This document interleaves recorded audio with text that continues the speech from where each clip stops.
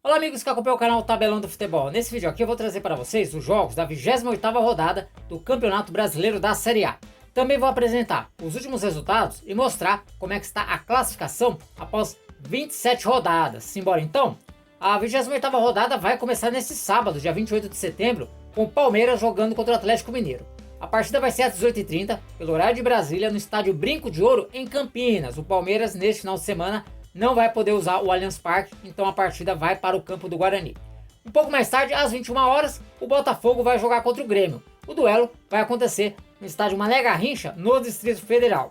No domingo, logo pela manhã, o Juventude vai jogar contra o Red Bull Bragantino às 11 horas no estádio Alfredo Jaconi, em Caxias do Sul. Mais tarde, às 16 horas, o São Paulo faz o clássico majestoso contra o Corinthians. O duelo também vai acontecer no estádio Mané Garrincha, no Distrito Federal.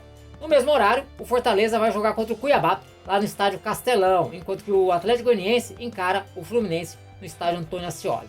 Na faixa das 18h30, o Internacional vai encarar o Vitória. O duelo vai acontecer no estádio Beira-Rio, em Porto Alegre, enquanto que o Cruzeiro vai medir forças contra o Vasco, lá no estádio do Mineirão, em Belo Horizonte. Ainda às 18h30, o Bahia receberá o Criciúma lá na Arena Fonte Nova, em Salvador.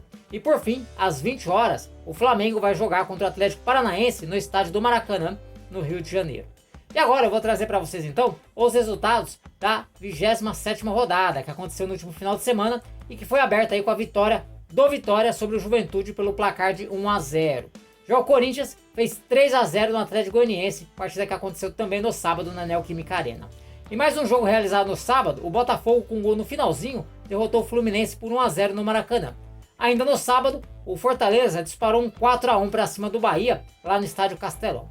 A rodada seguiu no domingo, com a vitória por 3-0 do Atlético Mineiro sobre o Red Bull Bragantino na Arena MRV, enquanto que o Palmeiras, jogando no Mané Garrincha, derrotou o Vasco pelo placar de 1-0. O mando de campo foi do time vascaíno. Seguindo com os jogos de domingo, o Grêmio, jogando em sua arena, venceu o Flamengo por 3-2, enquanto que o São Paulo foi derrotado pelo Internacional por 3-1 lá no Morumbi.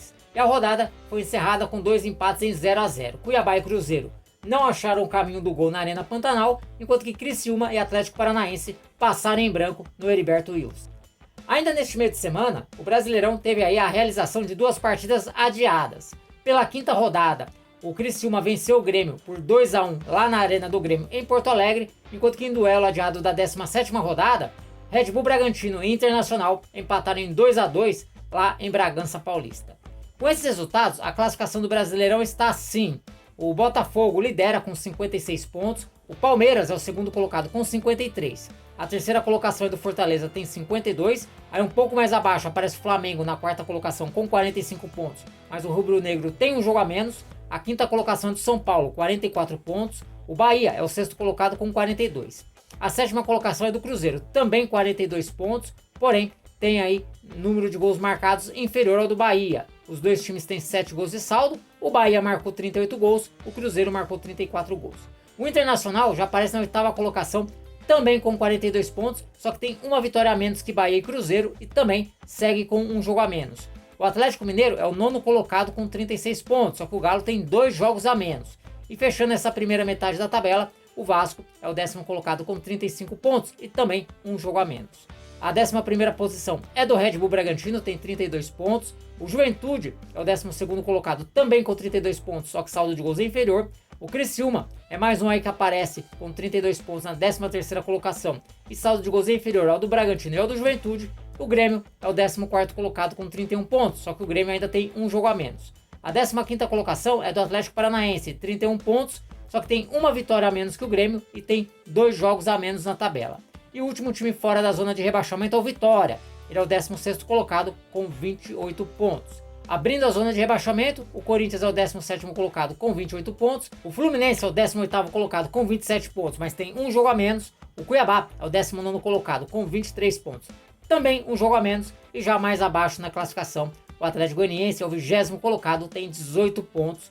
O Atlético Goianiense aí na última colocação, uma situação bem complicada, uma vez que já está a 10 pontos do primeiro time fora da zona de rebaixamento, faltando aí 11 rodadas para o encerramento do campeonato.